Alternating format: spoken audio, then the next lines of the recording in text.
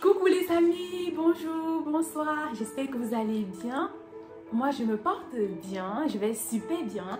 Je tiens d'abord à vous remercier tous mes 500 abonnés, 500 merci à vous. Je vous fais des gros bisous comme ça là. Merci pour la force, pour l'encouragement, pour le soutien, pour vos likes et surtout merci à ceux qui partagent mes vidéos. Je vous remercie beaucoup comme ça là. Alors aujourd'hui nous allons parler de l'intégration. Je vais continuer avec ma thématique de la dernière fois qui parlait de comment s'intégrer dans un pays étranger. Là, la première vidéo là, si tu n'as pas regardé, je t'invite à aller la regarder. Je parlais de comment s'intégrer en tant qu'étudiant dans un pays étranger. Voilà, tu as abandonné ton pays, tu as laissé ton pays pour aller dans un autre pays pour faire tes études. Comment s'intégrer, j'explique ça dans cette vidéo.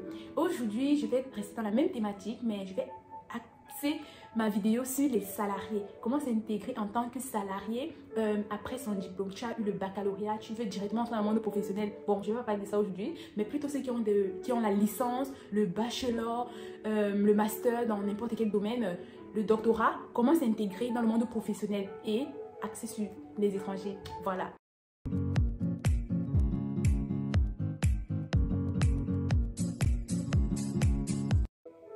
Alors, j'aimerais bien commencer par féliciter tous ceux qui ont obtenu le diplôme de bachelor, de licence, de master, même le BTS. Après le BTS, tu peux également entrer dans le monde professionnel si tu le veux. C'est pas le long crayon qui paye forcément. Donc, je tiens à vous féliciter tous qui avez obtenu votre diplôme. Que ce soit cette année ou l'année dernière, je tiens à vous féliciter et que vous allez entrer dans le monde professionnel. Le monde professionnel, c'est tout un autre monde. La vie estudiantine, c'est terminé, les études, c'est terminé. Vous allez continuer à apprendre, mais différemment. Mais les études, là, c'est terminé. Vous allez entrer dans un nouveau monde, un nouveau chapitre s'ouvre pour vous, s'ouvre dans votre vie. Voilà, c'est de ça qu'on va parler dans cette vidéo. Comment s'intégrer en tant que salarié après son diplôme. Voilà, tu as obtenu ton diplôme. Je t'ai félicité. Je pense également que tu as trouvé ton travail. J'aimerais également te féliciter. Bravo. C'est pas du tout évident, surtout en France. C'est pas du tout facile de trouver un bon boulot, le boulot qu'on souhaite, le boulot de ses rêves. Peu importe le boulot que tu as trouvé pour débuter ta carrière professionnelle, je tiens à te remercier, à te féliciter. C'est important. Voilà. Sois fier de toi. Franchement, sois fier de toi. Voilà, maintenant, il va falloir t'intégrer. Comme je l'ai dit, c'est une nouvelle vie qui commence. C'est un nouveau style de vie. Ce sont des nouveaux challenges qui arrivent, etc.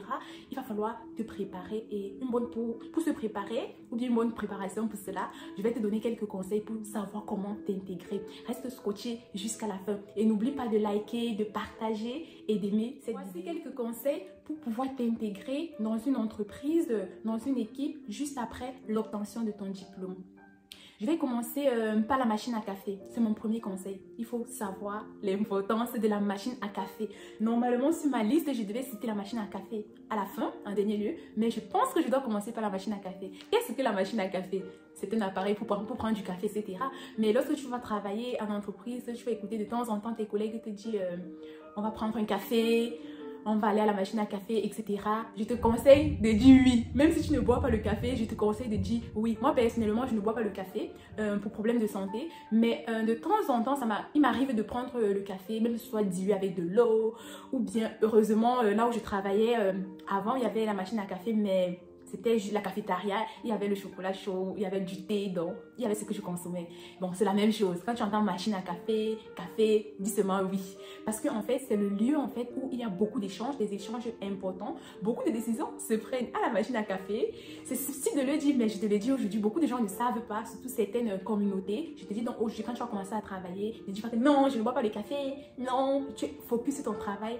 7 heures sur 7 ou 8 heures sur 7, je ne sais pas combien d'heures tu fais par jour, mais de temps en temps, 1 ou 2 fois par jour, je te conseille d'aller à la machine à café. Je te conseille de proposer à tes collègues d'aller prendre un café, d'aller prendre du thé.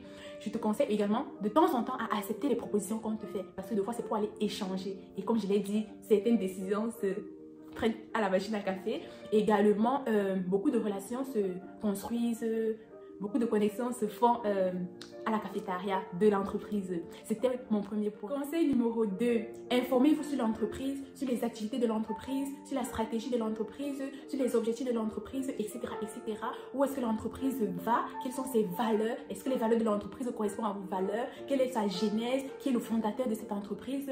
Etc., etc. Où est-ce que l'entreprise va? Quels sont les objectifs? Quelle est la stratégie de l'entreprise? C'est important parce que ça va te permettre déjà de savoir dans l'environnement dans lequel tu travailles, où est-ce que l'entreprise va, si c'est là-bas également que tu veux aller avec cette entreprise-là ou pas. Ça va te permettre de savoir si tu es dans cette entreprise-là pour une courte durée, à moyen terme ou bien pour une longue durée. Ça dépend en fonction de ta carrière professionnelle, voilà. Et également, ça va te donner le fait de t'informer sur l'entreprise et sur ses activités. Peu importe ton poste, hein, moi je te conseille de t'informer d'une manière générale sur l'entreprise dans laquelle tu travailles. Permettre en fait de connaître l'environnement dans lequel tu travailles, c'est très important. Et mon point numéro 1, c'était la machine à café. Du coup, lorsque vous seriez à la machine à café, à la cafétéria pour prendre un café, pour prendre du thé, du chocolat chaud, tu aurais en fait une matière de base pour pouvoir échanger avec tes collègues. Que ce soit des collègues qui ont déjà fait 5 ans, 2 ans, 3 ans ou même 10 ou 20 ans dans l'entreprise, tu auras en fait la base, la culture générale pour pouvoir échanger avec eux. C'est comme ça que les relations se créent. Et les relations, c'est très important. Ne vous précipitez pas, mais observez beaucoup. Il faut beaucoup observer. Observez la manière de travailler, l'environnement, la façon de travailler et adaptez-vous. L'environnement de travail, le monde professionnel, ce n'est pas la vie étudiantine, ce n'est pas l'école. Donc, certes, des fois, ça ressemble un peu dans le sens où il y aurait des collègues qui vont faire du racontage, il y aurait des discussions, des problèmes entre collègues, etc. Peut-être comme à l'école, mais ce n'est pas du tout la même chose. Donc moi, je te conseille de beaucoup observer ton environnement, d'observer et de t'adapter et ne pas te précipiter à faire des choses, ne pas te précipiter à raconter, ne pas te précipiter à faire du n'importe quoi, mais je te conseille de beaucoup observer et de t'adapter. Ensuite, de poser des questions, de poser des bonnes questions. Pas de poser trop de questions comme si c'était une enquête que tu menais, mais d'avoir des échanges constructifs avec les différents collaborateurs de ton équipe ou hors de ton équipe, en dehors de ton équipe, et poser des questions ouvertes. C'est important, pas forcément les questions fermées, que la personne doit répondre par oui ou non. As-tu des enfants? Es-tu marié? Nanani, nanana. Non, à échanger, se présenter à ses nouveaux collègues, c'est important. Ça peut être à la cafétéria, la machine à café, ou bien lors de la pause déjeuner, au restaurant de la cantine, ou bien dans un restaurant externe. Voilà, te présenter qui tu es, dis quelques points de ta vie personnelle sans aller en profondeur pour un début. Voilà, ne pas t'ouvrir rapidement totalement, mais de te présenter professionnellement et de faire connaissance avec vos cadres. Donnez le meilleur de vous-même et adopter une attitude participative, c'est-à-dire esprit d'équipe, esprit de collaboratif avec vos collègues. Aidez vos collègues si vous pouvez, si vous avez la capacité ou pas, si vous avez la compétence, de n'importe quelle manière, proposer de l'aide, aider. Il faut avoir l'esprit d'équipe. Pour dire cela en un mot, voilà. Donnez le meilleur de vous-même, c'est que restez professionnel. Vous avez fait des études, vous avez un diplôme, oui, c'est bien, c'est bon, c'est la théorie. Maintenant, il va falloir mettre cela en pratique. Et deux fois, ce qu'on a fait à l'école, ça n'a rien à voir avec ce qu'on fait en entreprise. Deux fois, tout ce que tu as fait, les longues études, tu as eu le diplôme Bac plus 3, Bac plus 5, Bac plus 7. Et en entreprise, quand tu arrives, tu es comme un bébé. À part si tu as eu des expériences passées, mais tu dois encore tout apprendre. Donc, il faut être humble et travailler, donner le meilleur de soi-même pour que ça se passe bien. Et en même temps, il faut garder une attitude, comme je l'ai dit, de participation pour la réussite de l'équipe, pour le succès de l'équipe et de l'entreprise. Voilà. Et n'oubliez pas que, bon, ici en France, lorsque tu commences un boulot, tu es nouveau et tout, etc., un nouveau contrat, il y a ce qu'on appelle la période d'essai. La période d'essai, ça dépend des entreprises et ça dépend du poste et ça dépend aussi de ton nombre d'années d'études. Voilà, ça va de 2 à 9 mois. Bon, à ma connaissance, je ne sais pas si ça va à plus de 9 mois. La période d'essai, c'est dans cette période-là où tu as la possibilité, et l'entreprise également a cette possibilité, d'arrêter le contrat si ça ne te plaît pas, si vous ne vous entendez pas, si tu n'as pas les compétences pour occuper ce poste-là. Donc, au début de ton contrat, franchement, donne le meilleur de toi-même, voilà, et contribue au succès de l'équipe, collaboration, esprit d'équipe, meilleur et meilleur. 5. Adopter une attitude positive. Il faut rester positif, peu importe les circonstances, il faut toujours rester positif. Voir le verre à moitié plein et non voir le verre à moitié vide. Ça, c'est un petit conseil en passant. Comme je dis tout à l'heure, c'est ta période d'essai. C'est peut-être ton premier vrai travail ou pas, mais il faut rester positif, positive attitude avec ses collègues, avec le travail. Même si la charge de travail est peut-être beaucoup élevée, que tu n'arrives pas à gérer, va échanger avec ton responsable, ton manager, demande de l'aide à tes collègues si possible. Mais il faut rester positif, ça va bien se passer. Faites-moi confiance et au pire des cas, si c'est grave, s'il y a quelque chose qui ne va pas, je t'encourage également à aller en parler à la bonne personne. Soit ton responsable d'équipe, ton manager, soit à la direction, je ne sais pas trop quoi. Mais si vraiment il y a quelque chose qui ne va pas, je t'encourage également à aller en parler. Numéro 6. Ne critiquez pas l'entreprise, présente ou ancienne.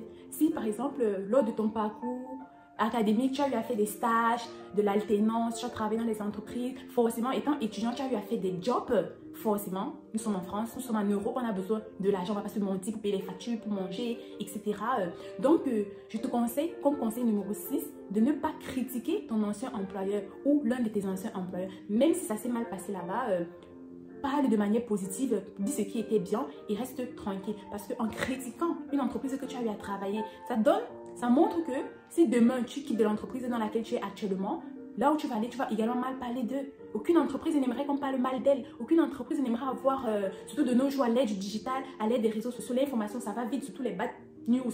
Ça va très rapidement et ça ternit l'image de l'entreprise. Donc, en tant que nouvel employé, nouvelle recrutée, en CDI, en CDD, bref, après ton diplôme, tu as eu ton contrat, tu es cyber contrat et tout. Dans ta joie là, évite de critiquer ou de mal parler de ton ancien employeur ou de tes anciennes entreprises. Point 6, j'ai un exemple à vous donner. Il fut une année, lorsque j'étais à l'école, j'avais décidé de faire une année de césure l'année qui suivait. Donc, je me suis mise à chercher du travail. En appliquant tout ce que je vous dis sur ma chaîne YouTube, je suis tombée sur une entreprise, c'est une belle boîte, une start-up, voilà, qui est dans mon domaine d'études. Voilà, j'ai commencé à postuler, j'ai lu l'offre était très intéressante, ça me correspondait. C'était une start-up en pleine croissance, une start-up moderne, avec des valeurs, des qualités, tout ce que je recherchais en fait, où je pouvais travailler en étant, être épanouie au travail. C'était vraiment une belle boîte. Alors, et du coup, je postule, je mets tout en œuvre pour bien faire les choses. Et la dame me rassure même que mon profil correspond à cette offre-là et tout. Franchement, il y avait les avantages, je devais être bien formée. Lors de l'entretien téléphonique, tout s'est bien passé. Ensuite, je devais avoir un entretien en visio. Et pendant cet entretien-là, je vous épargne les détails, mais je peux dire que tout s'est bien passé d'une manière générale. Voilà. Mais à un moment de l'entretien, vers la fin, la dame m'a posé une question, je ne me rappelle plus la question exacte, et j'ai commencé à parler de manière négative de l'un de mes anciens employeurs, de l'une des anciennes entreprises que j'avais eu à travailler et que ça ne s'était pas bien passé. J'ai cité, ils avaient dit si, ils n'ont pas fait, dans l'offre, ils avaient dit qu'ils allaient faire ceci, ils n'ont pas fait, ils m'ont proposé ceci, ils n'ont pas respecté, etc., etc., etc. Après l'entretien se termine, je rentre chez moi, j'attends les résultats. 2-3 semaines après, je suis recontactée pour dire qu'on ne m'a pas gardé, etc. Ça m'a fait mal parce que vraiment la boîte me plaisait, le poste me plaisait et tout. Et sans me dire plus, j'avais pas eu le courage comme maintenant de demander pourquoi vous ne m'avez pas pris. J'ai besoin de savoir pour pouvoir m'améliorer dans mes prochaines expériences et tout. Mais ce qui s'était quand même passé, c'est qu'après recul et réflexion, j'ai compris que c'est parce que j'avais mal parlé d'un ancien employeur.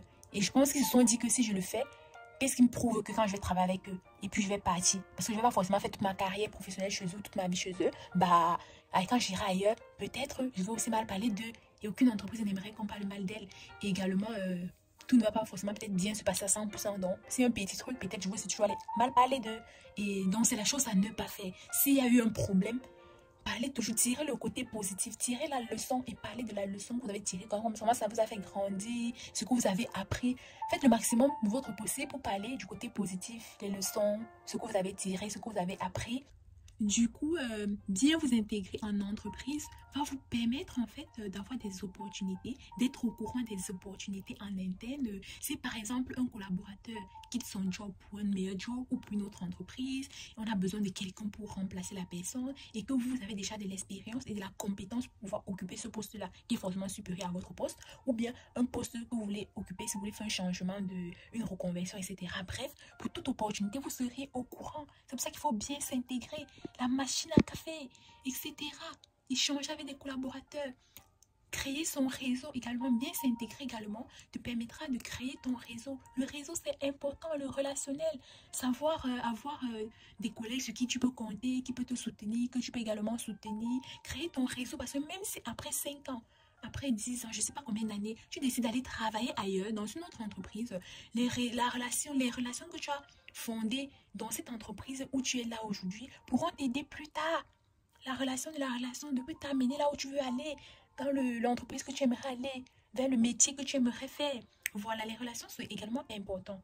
Bref, nous sommes des êtres humains, c'est que nous sommes compliqués, nous sommes complexes, nous sommes différents, mais il faut savoir t'intégrer en entreprise, de créer ton petit réseau à toi.